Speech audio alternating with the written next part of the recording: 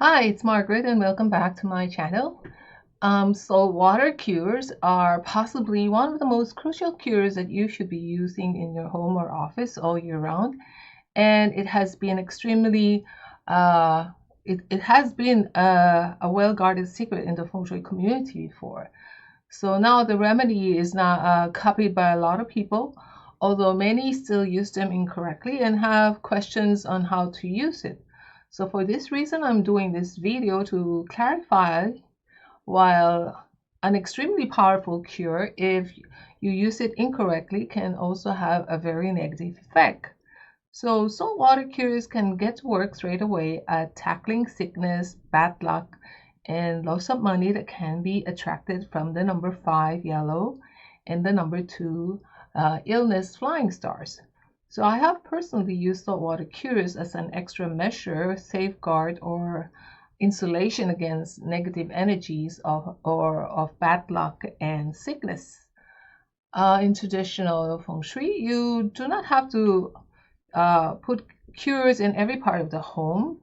If your number 2 or number 5 flying star falls in a bathroom, a utility room, a cloakroom, or any other less important room, you do not really need to place a salt cure in those rooms.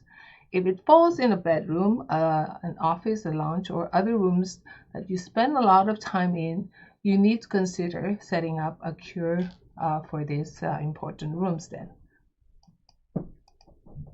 Now, how do I set up my saltwater cure?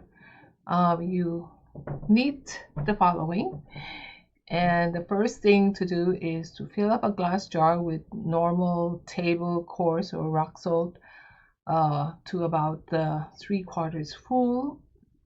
You place 6 coins on top of the salt in a circular manner, just like what you see in this picture, and make sure that the coins are yang side up. This is the side with the 4 Chinese characters. So don't worry if the coins sink into the salt as you pour the water. It's preferable also or recommended to use the I Ching coins as opposed to the common currency that you have. The next step is to fill the jar to the top with top water. So it would be a good idea to place a mat under the jar to protect furniture or floorings. The jar will form crystals over time, and this actually shows that it is working to absorb the negative energy that's in that particular area. The next step is to make sure that the water is always topped up. You do not want the water to, you do not want that saltwater cure to dry up, okay? And another thing you have to remember is not to cover the top or the glass container. The saltwater cure also should not be placed in a cupboard. It should not be hidden inside a cabinet or a cupboard. And then the thing you have to remember is try not to touch or move the jar too much, as or not even, don't even tinker with it, as it stores a lot of negative energy. So it's important to remember to place a sizable mat or something to protect the saltwater cure from the table, or to protect the table that it is on, because over time the solution will absorb the negative energy and will start crystallizing around the top of the jar. Now, if the energy is really bad or severe, it might spread all around the surface of the jar, and then peeling it over, spilling over to the furniture around it. You may want to wipe around the surface of the table, but do not touch the rim of the jar or the bowl that it's the saltwater cure jar. Okay. Now, here are a few important things to consider when you're setting up the saltwater cure. The saltwater cure first should be in an open area in your home, or should be open in your area. Don't put the lid on. It should not be placed in a cupboard or a drawer. You should always place your saltwater cure out in the open. Mind you, don't put it in an area where you're actually going to be accidentally touching it, or it's or a heavy traffic area. Please do not put that in. Put your saltwater cure in those areas. Okay.